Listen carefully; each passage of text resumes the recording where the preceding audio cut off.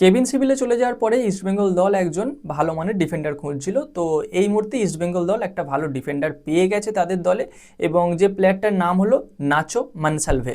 তো এই নাচো মনসালভেকে নিয়ে অবশ্যই আলোচনা করব, মানে কেমন প্লেয়ার, বয়স কত, কি বৃত্তান্ত, এবং সেই সঙ্গে মোহনবাগান দলকে নিয়ে দুটো আপডেট আছে।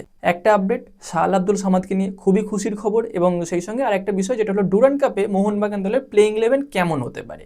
দেখো, এই প্লেইং 11 নিয়ে কথা বলার আগে একটা বিষয় বলি, এই প্লেইং 11 আমরা যখন বানাই তখন কিন্তু সম্পূর্ণ আমাদের মতামত দিয়ে বানাই। এটা কখনোই কোচের সঙ্গে মিলে যাবে এমনটা নয়, আবার যে মিলবেই না এমনটাও নয়। তো যাই হোক, ভিডিওর আসল আলোচনায় যাওয়া যাক। তো প্রথমে ইস্টবেঙ্গল দলের এই প্লেয়ারটাকে নিয়ে কথা বলা যাক, যে প্লেয়ারটার নাম হলো নাচো মনসালভে। তো এই প্লেয়ারটা একজন স্প্যানিশ ডিফেন্ডার, বয়স এই মুহূর্তে 32। যে প্লেয়ারটার সঙ্গে 1 বছরের চুক্তিতে ইস্টবেঙ্গল দল তাদের দলে নিয়েছে, এই প্লেয়ারটা কিন্তু আগে অ্যাথলেটিকো দি মাদ্রিদের মতো দলে খেলার অভিজ্ঞতা আছে, মানে অ্যাথলেটিকো দি মাদ্রিদের প্রাক্তন প্লেয়ার বলা যেতে পারে। এছাড়াও কিন্তু স্পেন, নেদারল্যান্ড, পোল্যান্ড, বুলগেরিয়া এই সমস্ত দেশের বিভিন্ন নামকরা ক্লাবে খেলেছে। তিনি কিন্তু গত মরশুমে, মানে লাস্ট যে মরশুমটা চলছিল সেই মরশুমে খেলছিল স্পেনের তৃতীয় লিগের ক্লাব বা তৃতীয় সারির ক্লাব হারকিউলিসের হয়ে, যেখানে তিনি 22টা ম্যাচ খেলেছেন এবং গোল করেছে একটা, এবং আরেকটা গোল কিন্তু করতে সাহায্য করেছে, মানে আরেকটা গোলে তিনি অ্যাসিস্ট করেছেন। তো লাস্ট যেটুকু স্ট্যাটিস্টিক ছিল এই প্লেয়ারটা সম্পর্কে তোমাদের বলে দিলাম। এবার তোমরা বিচার করে বলতে পারো প্লেয়ারটা কেমন হতে পারে, কেমন লাগলো সেটা কমেন্টে তোমরা জানাতে পারো। তো এই গেল এই প্লেয়ারটাকে নিয়ে কথা, নাচো মনসালভেকে নিয়ে।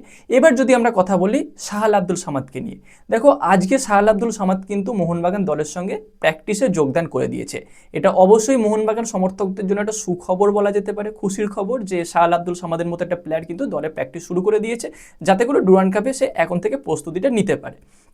এর আগে অন্যান্য যে সমস্ত সিনিয়র প্লেয়াররা ছিল তারা অনেকদিন আগে থেকে প্র্যাকটিস শুরু করে দিয়েছিল। তো এই গেল দুটো ছোটো ছোটো আপডেট। এবার সবথেকে বড় আপডেট বা বড় খবর, একটু আলোচনা বলতে পারো, সেটা নিয়ে যদি কথা বলি, সেটা হলো মোহনবাগান দলের প্লেইং 11। দেখো, ডুরান্ড কাপে বিদেশিত্ব একটা ব্যাপার থাকছে, কিন্তু এখনো পর্যন্ত বিদেশি কবে আসবে, কোচ কবে আসবে, শুধু মোহনবাগান দল বলে নয়, যে কোনো দলেরই এখনো কনফার্ম হয়নি। আজকে 14 তারিখ হয়ে গেল, 25 তারিখ থেকে খেলা, মানে 10-11 দিন হাতে আছে। এর মধ্যে কবে বিদেশি প্লেয়াররা আসবে, কবে কোচ আসবে, কোনোটাই কিন্তু নিশ্চয়তার মধ্যে নেই। তাই এই বছর মোহনবাগান দলকে হয়তো লিড দেবে ডুরান্ড কাপের জন্য বাস্তব রায়। আর বাস্তব রায়ের নেতৃত্বে মোহনবাগান দল খুব একটা খারাপ খেলে না, যেটা এর আগেও আমরা টের পেয়েছি এবং বর্তমানেও পাচ্ছি। সিএফএল এর প্রথম ম্যাচ দেখে 4-0 গোলে কিন্তু হারিয়ে দিয়েছে পাটচক্রকে। তো যাই হোক, সিএফএল এর ম্যাচ নিয়ে এই ভিডিওতে আলোচনা করছি না, পরে কোনো একটা ভিডিওতে আলোচনা করা যাবে। আর আলোচনা করেও খুব একটা লাভ নেই, কারণ আপডেট তোমরা সবই কম বেশি পেয়ে গেছো। যাই হোক, ডুরান্ড কাপ নিয়ে কথা বলি। তো এই ডুরান্ড কাপে মোহনবাগান দলের প্লেইং 11 কেমন হতে পারে, সম্পূর্ণ দেশীয় প্লেয়ারদের নিয়ে আমি প্লেইং 11টা সাজাবো, যেখানে হেড কোচের দায়িত্বে রাখবো বাস্তব রায়কে।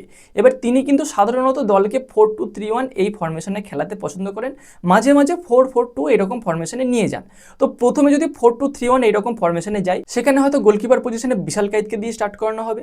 রাইট ব্যাক পজিশনে হয়তো থাকবে অভিষেক টেকচাম, লেফট ব্যাক পজিশনে থাকবে ক্যাপ্টেন সুভাশিস বোস, এবং মাঝখানে দুজন সেন্টার ব্যাকের মধ্যে একজন থাকবে মেহতাব সিং এবং আরেকজন থাকবে রাহুল ভেকে।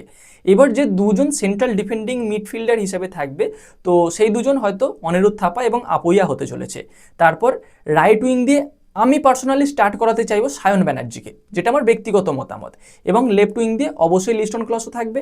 নাম্বার 10 রোল পজিশনে আমি রাখতে চাইবো শাহল আব্দুল সামাদকে, এবং সিঙ্গেল স্ট্রাইকার হিসেবে রাখতে চাইবো হয় সুহেল ভাট নয়তো মনভীর সিংকে।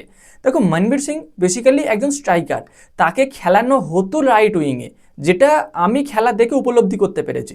তোমরা যারা মানে কম বেশি খেলা দেখো অনেকদিন ধরে, তারাও কিন্তু এই বিষয়টা বুঝবে যে অ্যাকচুয়ালি মনভীর সিং কিন্তু স্ট্রাইকার, তাকে রাইট উইংয়েই খেলানো হতো।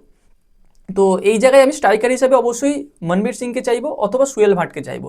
এছাড়াও কিয়ান নাসিরেরও একটা অপশান থাকছে, এবং রিজার্ভ বেঞ্চে আমি যদি যাই, অভিষেক সূর্যবংশী থাকছে, মানে মিডফিল্ডের দিক থেকে দেখতে গেলে। সেই সঙ্গে থাকছে তোমার কাছে দীপক টাংরি। ডিফেন্স পজিশনে তোমার কাছে রাজ বাসপুরের একটা অপশান থাকছে, মানে ব্যাকআপ হিসাবে দিব্যেন্দু বিশ্বাস থাকছে।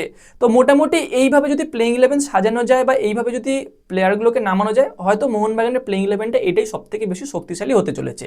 এবার যদি 4-4-2 এইরকম ফরমেশনে নিয়ে যাওয়া হয়, ডিফেন্স লাইনের আর গোলকিপার পজিশনের কোনো পরিবর্তন থাকবে না, সেই বিশাল কাইতি হয়তো থাকবে।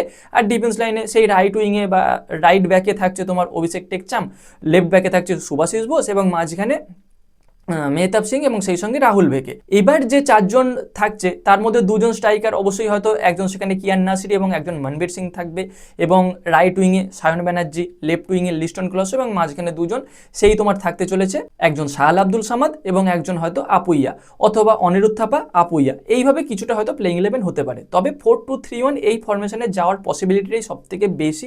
এবার দেখা যাক, ডুরান্ড কাপের তো আর খুব বেশি দিন বাকি নেই, তো সেখানে আমাদের এই মুহূর্তে মোহনবাগান দলের হেড কোচ বাস্তব রায় কেমন প্লেইং 11 নামান। আশা করবো তোমাদের প্লেইং 11টা পছন্দ হবে। যদি কোনো মতামত থেকে প্লেইং 11 নিয়ে অবশ্যই তোমরা কমেন্টে জানাতে পারো, এবং এইরকম খেলা সংক্রান্ত ভিডিও আরও বেশি বেশি করে পেতে চাইলে আমাদের চ্যানেলটাকে সাবস্ক্রাইব করে দিও, তার পাশের বেল আইকনটাকে অন করে দিও।